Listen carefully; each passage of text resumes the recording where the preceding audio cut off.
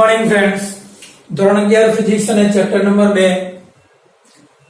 સ્વાધ્યાયના દાખલાઓ શરૂ છે મિત્રો. આપણી થિયરી પૂરી થઈ ગઈ, ઉદાહરણના દાખલાઓ પૂરા થઈ ગયા છે. સ્વાધ્યાયના દાખલા શરૂ છે. સ્વાધ્યાયનો દાખલો નંબર 7. રકમ જરા એકવાર આપણે વાંચી લઈએ અને પછી આગળ વધીએ. સ્વાધ્યાયનો દાખલો નંબર 7. એક વિદ્યાર્થી 100 જેટલી મોટવણી ધરાવતા માઇક્રોસ્કોપ વડે માનવ વાળની જાડાઈ માપે છે. તે 20 અવલોકનો નોંધે છે અને નક્કી કરે છે કે માઇક્રોસ્કોપના દ્રશ્ય ક્ષેત્રમાં વાળની જાડાઈ 3.5 mm છે. તો વાળની અંદાજિત જાડાઈનું અનુમાન કરો. ઓકે, તો મિત્રો અહીંયા એક વાળની જાડાઈ માપવા માટેનો એક એક્સપેરિમેન્ટ ચાલે છે અને માઇક્રોસ્કોપનો ઉપયોગ કરીને વાળની જાડાઈ માપવામાં આવે છે. તો આ માઇક્રોસ્કોપની ઉપયોગ કરીને જે વાળની જાડાઈ માપીએ છીએ એ માઇક્રોસ્કોપની મોટવણી 100 છે અને માઇક્રોસ્કોપમાં જે વાળની જાડાઈ દેખાય છે એટલે કે તેને આભાસી જાડાઈ કહેવાય, 3.5 mm છે મિત્રો. તો વાળની સાચી જાડાઈ કેટલી હશે? મિત્રો 10મા ધોરણમાં તમે ભણી ગયા હતા મોટવણીનો મતલબ શું થાય? એકદમ સિમ્પલ, મોટવણી બરાબર આભાસી જાડાઈ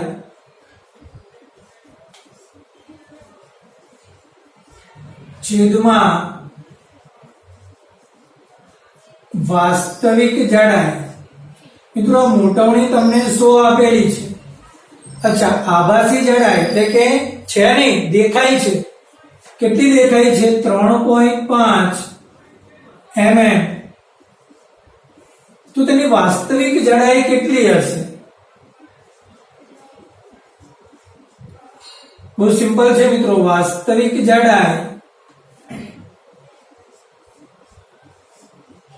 બરાબર 3.5 mm તો છે જ, છેદમાં 100 આવશે. તો મિત્રો 100 ઉપર જાય એટલે 10⁻2 થાય.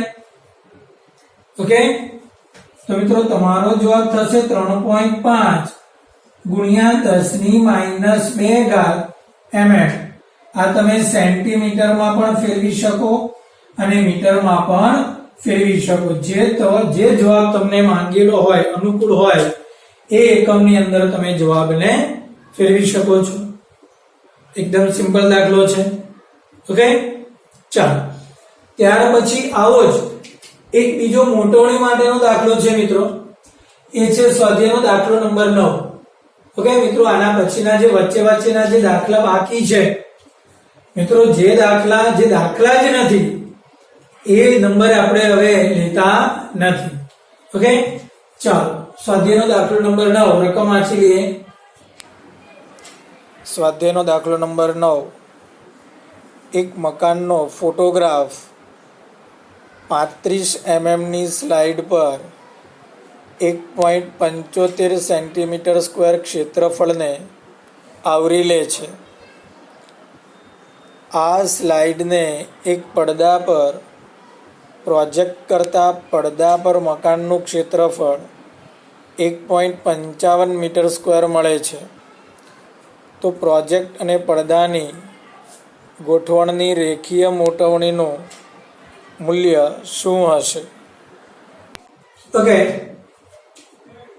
તો મિત્રો અહીંયા એક વસ્તુ માટે ક્ષેત્રફળ, એનું જે પ્રતિબિંબ જે મળે છે તે પ્રતિબિંબનું ક્ષેત્રફળ 1.55 મીટર સ્ક્વેર મળે છે મિત્રો. અને એનું વાસ્તવિક જે ક્ષેત્રફળ છે, વસ્તુનું ઓરિજિનલ ક્ષેત્રફળ 1.75 સેન્ટીમીટર સ્ક્વેર છે. સિમ્પલ છે, પ્રતિબિંબનું ક્ષેત્રફળ વધી ગયું એટલે પ્રતિબિંબ મોટું થયું, વિવર્ધિત થયું. ઓકે, છે તેના કરતા ખૂબ મોટું પ્રતિબિંબ થઈ ગયું. તો મિત્રો 1.55 મીટર સ્ક્વેર એ તેનું પ્રતિબિંબનું ક્ષેત્રફળ છે. રકમની અંદર તમે જુઓ કે તમને આઈડિયા આવી જશે. દેખાય છે કેટલું? 1.55 મીટર સ્ક્વેર. અચ્છા, વસ્તુનું વાસ્તવિક ક્ષેત્રફળ કેટલું છે? 1.75 સેન્ટીમીટર સ્ક્વેર. ઓકે, તો તમારી પાસે રેખીય મોટવણી માંગે છે. મિત્રો અમે જવાબ લખી રાખેલો છે પણ આપણે હમણાં મેળવીશું. ઓકે મિત્રો, તો આપણી પાસે સૂત્ર કંઈક આવું બને છે, ક્ષેત્રીય મોટવણી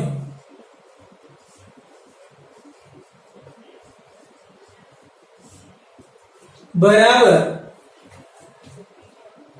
પ્રતિબિંબનું ક્ષેત્રફળ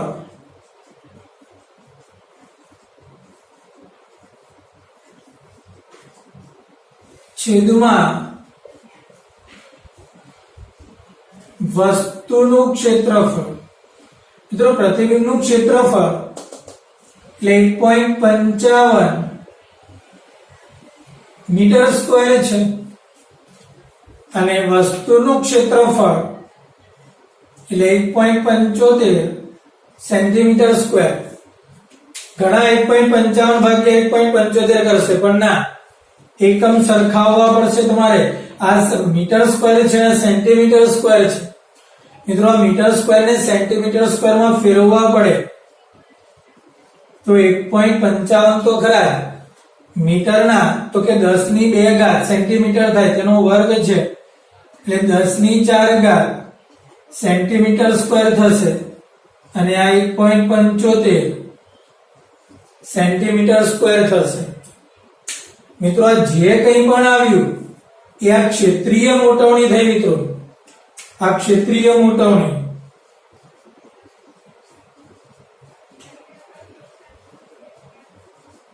પણ આપણી પાસે તો રેખીય મોટવણી માંગે છે. ધોરણ 12 સેમેસ્ટર નંબર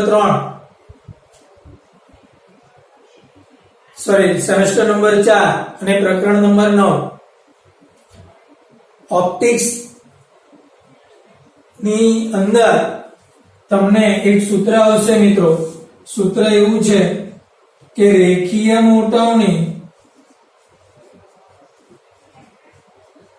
બરાબર અંડરરૂટ ક્ષેત્રીય મોટવણી. એટલે આજે ક્ષેત્રીય મોટવણી મળી તેનું જો તમે વર્ગમૂળ કરશો તો તમને રેખીય મોટવણી મળશે. મિત્રો તો મતલબ કે તમારી પાસે અહીંયા જે આન્સર આવ્યું અંડરરૂટ 1.55 છેદમાં 1.75, આનું વર્ગમૂળ તો હું તમને સીધું કરી શકું 10⁻². ઓકે, તો 1.55 છેદમાં 1.75 કરો, જે આંકડો આવે તેનું વર્ગમૂળ કરો મિત્રો. તો મિત્રો તમારો જવાબ આવશે 0.941 ગુણ્યા 10⁻², મતલબ કે 94.1. આ આન્સર તમને મળશે. બોલો, હવે છે વાત સમજમાં? ઓકે, તો બંને દાખલા સરખા જેવા જ છે. ઓકે, તો આ થયો સ્વાધ્યાયનો દાખલો નંબર 9. ઠીક છે. ઓકે, ત્યાર પછીનો આપણી પાસે સ્વાધ્યાયનો 15મો દાખલો છે. જરા એકવાર તેની રકમ આપણે વાંચી લઈએ અને પછી આગળ વધીએ. સ્વાધ્યાયનો દાખલો નંબર 15. એક વિદ્યાર્થી ભૌતિક વિજ્ઞાનમાં પ્રચલિત એવું કોઈ એક કણના ચલિત દળના એટલે કે મૂવિંગ માસ m અને સ્થિર દળ એટલે કે રેસ્ટ માસ m0 તથા કણનો વેગ v અને પ્રકાશની ઝડપ c વચ્ચેનો સંબંધ એટલે કે આલ્બર્ટ આઇન્સ્ટાઈનના વિશિષ્ટ સાપેક્ષવાદના સિદ્ધાંતનો પરિમાણ સ્વરૂપે મળેલ હતો.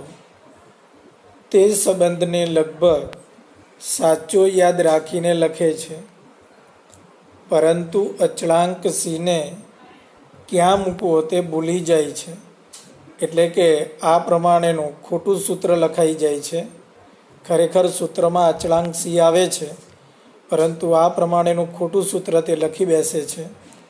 તો અનુમાન કરવાનું છે કે આ સીને ક્યાં મૂકવો જોઈએ. ઓકે મિત્રો, અહીંયા વિદ્યાર્થીને એક સૂત્ર આપેલું છે અને એ સૂત્ર છે m બરાબર m0 under route 1 minus v square. પહેલી વાત તો આ સૂત્ર સાચું છે કે ખોટું એ આપણે ચકાસવાનું છે. સાચું હોય તો કોઈ પ્રશ્ન જ નથી, પણ ખોટું હોય તો વિદ્યાર્થીને કયા પ્રકારનો સુધારો કરવો પડે. મિત્રો, પહેલી વાત એ કે આ બંને બાજુના પારિમાણિક સૂત્ર સરખા થવા પડે.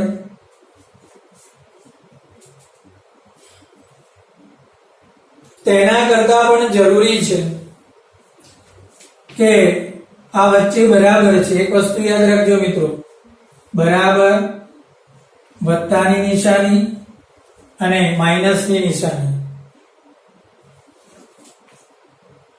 બરાબરની બંને બાજુના પરિમાણ સરખા હોવા જોઈએ. વત્તા હોય તો તેની બંને બાજુના પરિમાણ સરખા હોવા જોઈએ. ઓછા હોય તો તેની બંને બાજુના પરિમાણ સરખા હોવા જોઈએ. જો આ ન થાય તો સૂત્ર આપણું પારિમાણિક દ્રષ્ટિથી ખોટું છે. હવે જો આ સૂત્ર આપણું પારિમાણિક દ્રષ્ટિથી સાચું છે કે કેમ એ ચકાસવું હોય તો મિત્રો અહીંયા ઓછા છે તો ઓછાની એક બાજુ v સ્ક્વેર છે અને બીજી બાજુ 1 છે. ઓકે, તો મિત્રો આ બંનેના પરિમાણ સરખા થાય તો જ આ સૂત્ર સાચું બને, નહીતર આ સૂત્ર સાચું નહીં બને.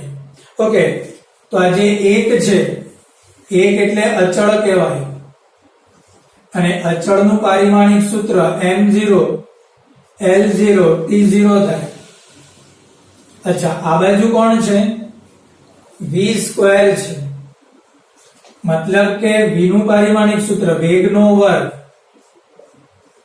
તો મિત્રો વેગનું પારિમાણિક સૂત્ર L1 t-1 થાય અને આ આખાનો સ્ક્વેર થાય, મતલબ કે L2 t-2 થાય. તમે જોઈ શકો છો કે આ બંને વચ્ચે કોઈ જ મેળ નથી, એટલે કે માઇનસ નિશાનીની એક તરફ પરિમાણ 0 છે અને બીજી તરફ પરિમાણ L2 t-2 છે, કોઈ મેળ નથી. મતલબ કે આ પરિમાણ આપણું સૂત્ર પારિમાણિક દ્રષ્ટિથી ખોટું છે. આવે છે વાત સમજમાં? ઓકે, તો આ સૂત્રને પારિમાણિક દ્રષ્ટિથી સાચું કરવું છે મારે, તો શું કરું? બોલો, શું કરી શકાય? તો આ સૂત્રમાં કંઈક આવો ફેરફાર કરીએ કે આ જે v સ્ક્વેર છે તેની જગ્યા પર રકમમાં તમને સ્પષ્ટ આપ્યું છે કે એક પદ ઓછું છે, ખૂટતું પદ એ c છે. c એટલે પ્રકાશનો વેગ. તો એ c ક્યાં મૂકવું? હવે વાત સમજમાં? ઓકે, તો એક ખૂટતું જે પદ છે c જે છે પ્રકાશનો વેગ, એ આપણે ક્યાં મૂકવું? તો બહુ સિમ્પલ, અહીંયા v²/c² કરીએ તો કદાચ ખૂટતા પદનો ઉલ્લેખ થઈ શકે. હવે વાત સમજમાં? ચાલ મૂકીએ. તો મિત્રો એક તરફ 1 થશે, માઇનસ ની એક તરફ 1 અને બીજી તરફ v/c હોલ સ્ક્વેર થશે. હવે બંને બાજુના પારિમાણિક સૂત્ર મૂકી જોઈએ. ચાલો, તો 1 નું પારિમાણિક સૂત્ર હમણાં જ જોયું, અચળ છે m0 L0 T0 છે. અચ્છા, આ બાજુ શું થશે? વેગનું પારિમાણિક સૂત્ર L1 T-1 એનો વર્ગ. આ પણ વેગ જ છે,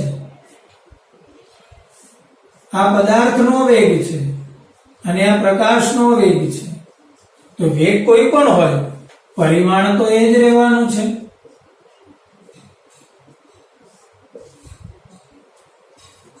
તો આ જો બંને ઉડી જશે, આ બી ઉડી જશે, તો મિત્રો આ M0 L0 T0 થઈ ગયો. જો બંને સરખા થઈ ગયા.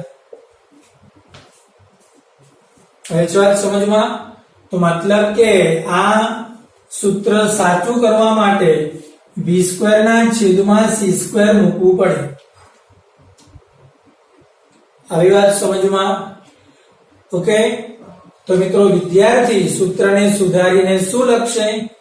તો કે m બરાબર m0 ના છેદમાં √1 માઈનસ v² અપોન c². આવી વાત સમજમાં? ક્લિયર? ઓકે. કદાચ કોઈને એવો પ્રશ્ન રહે કે ધારો કે વિદ્યાર્થી એવું કહે, હવે આટલું પૂછી કાઢું છું, આપણો દાખલો પૂરો થઈ ગયો, હવે તમને વધારાની માહિતી સમજાવું છું. ઓકે. ધારો કે વિદ્યાર્થી એવું વિચારે કે મારે c અહીંયા મૂકવો છે, તો એક બાજુ c² અને એક બાજુ v², વચ્ચે બરાબર. તો આનું પરિમાણ m0 L2 T-2 થાય, આનું પરિમાણ પણ m0 L2 T-2 થાય. તો સાચું છે. તો આ વિકલ્પ કેમ પસંદ નહીં કર્યો?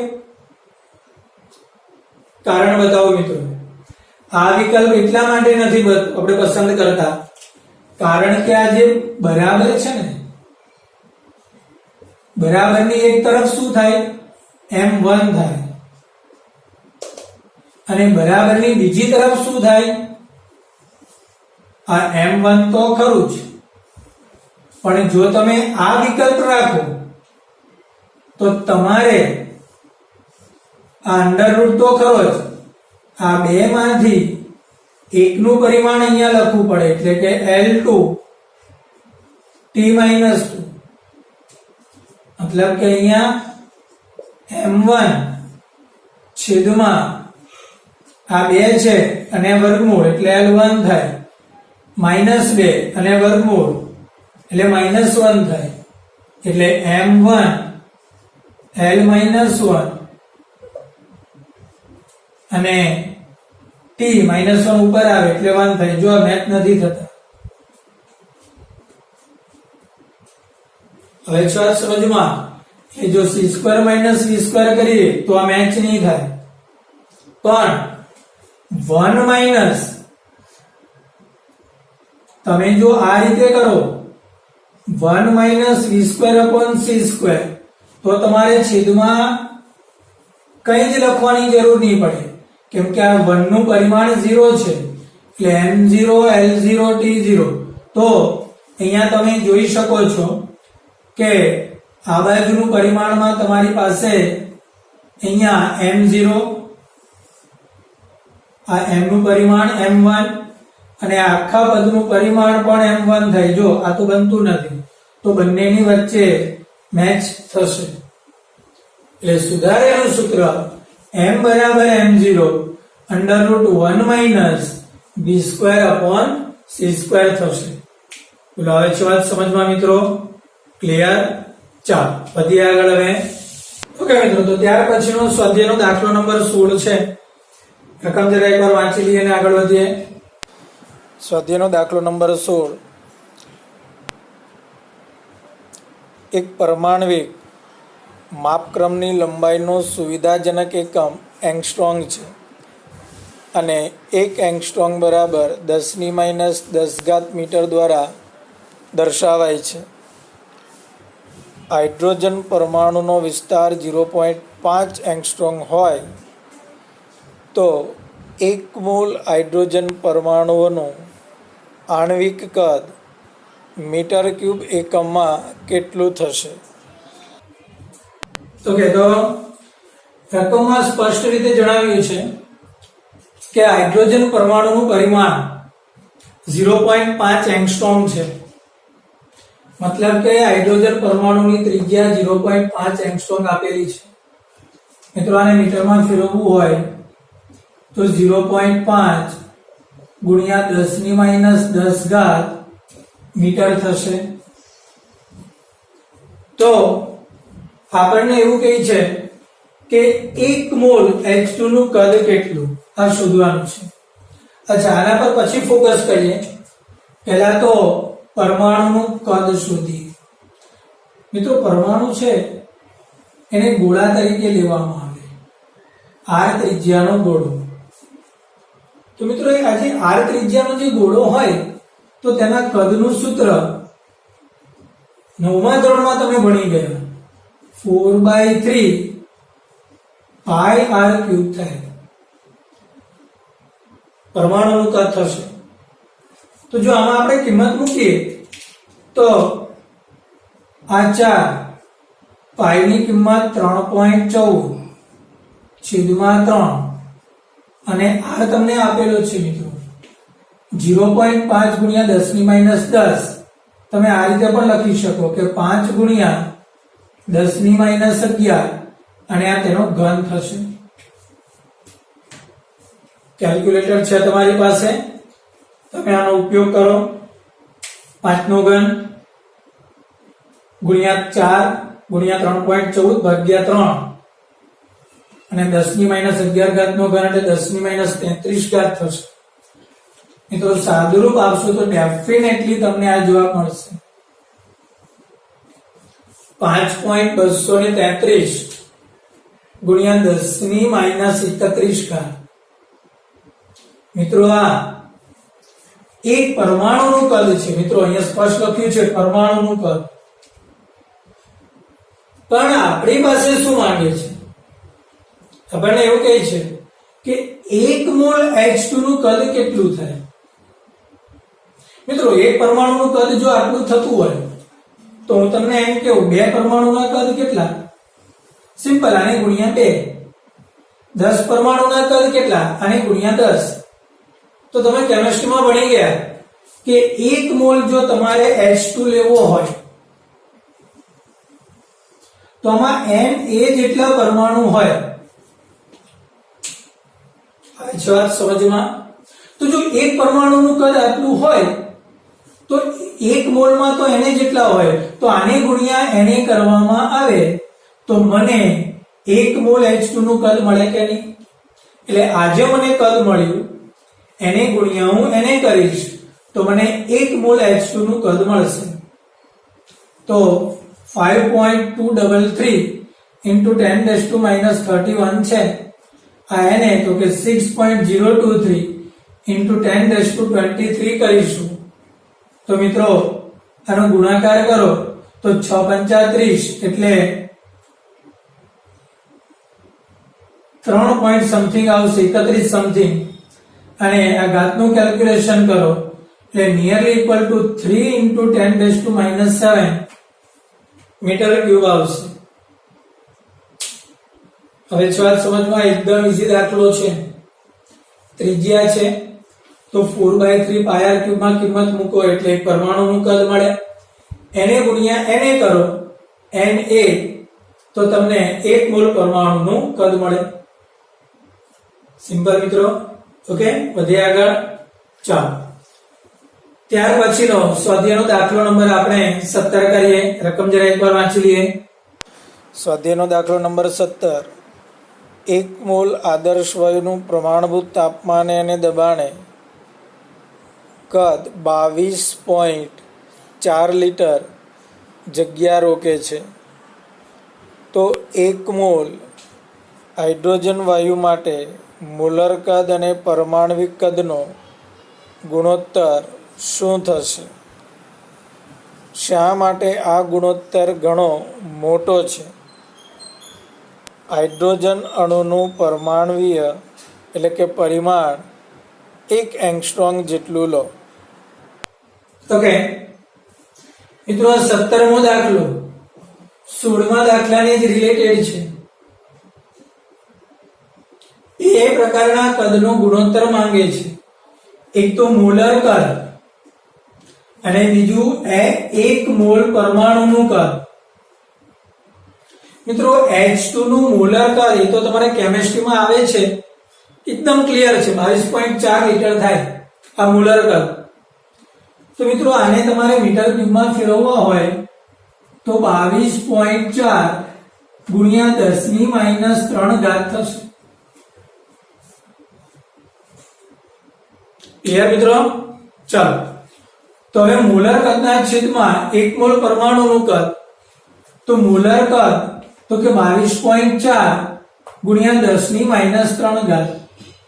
અચ્છા, આ 1 મોલ પરમાણુનું કદ, તો આ જ દાખલાનો ઉપયોગ કરીને અહીંયા તમારો જે ફાઇનલી જે આન્સર આવે છે, આ જે આન્સર આવ્યો 3 ગુણ્યા 10⁻7 એ શોધવાનો છે ને પછી અહીંયા લખવાનો છે. એટલે આ દાખલો ગણશો એટલે એમાં આ દાખલો તમારે કમ્પલસરી પાછો ગણવાનો આવી જાય. ન ગણવો હોય તો તમે આ રીતે લખી શકો 4/3 πr3, આ તો ખરું જ, અને ગુણ્યા n, આ બધાની કિંમત મૂકો એટલે મિત્રો 3 ગુણ્યા 10⁻7 આ જવાબ આવી જશે. બંનેનો ગુણોત્તર કરો 22.4 ભાગ્યા 3 એટલે 7.1.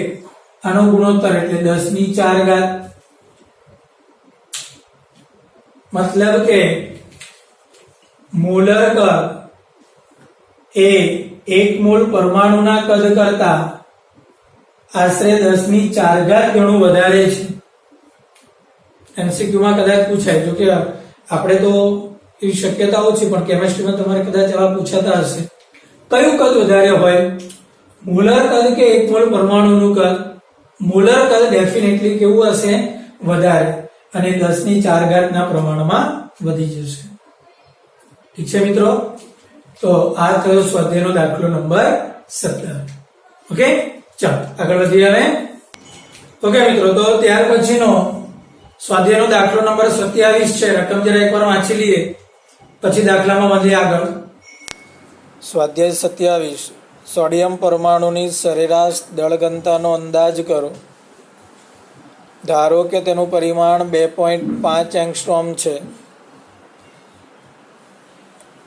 એવોગેડ્રો અંક અને સોડિયમના પરમાણુય દળના જાણીતા મૂલ્યોનો ઉપયોગ કરવાનો છે. અહીંયા સોડિયમના સ્ફટિક સ્વરૂપની ઘનતા 970 કિલોગ્રામ પર મીટર ક્યુબ સાથે તેની સરખામણી કરો. શું બંને ઘનતાનું માન સમાન ક્રમનું છે? જો હા, તો શા માટે? ઓકે, તો મિત્રો અહીંયા એવું કહે છે કે એક સોડિયમ સ્ફટિક આપેલો છે જેનું પરિમાણ એટલે કે ત્રિજ્યા 2.5 એંગસ્ટ્રોમ છે, એટલે કે 2.5 ગુણ્યા 10⁻10 મીટર થશે. તો આપણને તેની ઘનતા શોધવાનું કહે છે મિત્રો. તો પહેલી વાત તો એ કે આ ત્રિજ્યા પરથી 1 મોલ પરમાણુનું કદ જે આપણે આગળના દાખલામાં જોયું એ પ્રમાણે શોધવું પડશે. યાદ કરો કઈ રીતે આપણે શોધતા હતા 1 મોલ પરમાણુનું કદ? બહુ સિમ્પલ, કે V બરાબર 4/3 πr3. યાદ કરો, આ એક પરમાણુનું કદ, આને ગુણ્યા Na થાય તો 1 મોલ પરમાણુનું કદ થાય. તમે જો આમાં કિંમત મૂકો 4/3 3.14, હમણાં જ આપણે દાખલો એવો આપણે અહીંયા ગણ્યું, ગુણ્યા r એટલે કેટલા થશે મિત્રો? 2.5 10⁻10 ગુણ્યા પાછો એને એટલે 6.023 into 10⁻23. તો બધાનું જો તમે સાદુરૂપ આપશો તો તમને ડેફિનેટલી આ કદ મળશે. હવે છે વાત સમજમાં. આગળનો દાખલો હાઇડ્રોજન માટે હતો, આ દાખલો મિત્રો સોડિયમ માટે છે. તો મિત્રો 1 મોલ સોડિયમ પરમાણુનું કદ આ રીતે તમારે શોધવાનું છે. તો કેટલું મળશે? 3.94 ગુણ્યા 10⁻⁵ મીટર ક્યુબ. પડી સમજ મિત્રો? ઓકે, ચાલો તો હવે આ કામ હું ભૂસી કાઢું છું, તમારે લખવાનું છે તમારા દાખલા. હવે મિત્રો 1 મોલ પરમાણુનું દળ એટલે અણુભાર, અને સોડિયમ માટેનો અણુભાર 23 ગ્રામ થશે, અને કિલોગ્રામમાં ફેરવવા હોય તો 23 ગુણ્યા 10⁻³ કિલોગ્રામ થશે. તો મિત્રો આ મળ્યું કદ અને આ મળ્યું દળ, બંનેનો ગુણોત્તર કરો, દળ ભાગ્યા કદ, એટલે આપણને ઘનતા મળશે મિત્રો. ક્લિયર? ઓકે, દળ કેટલું મળ્યું?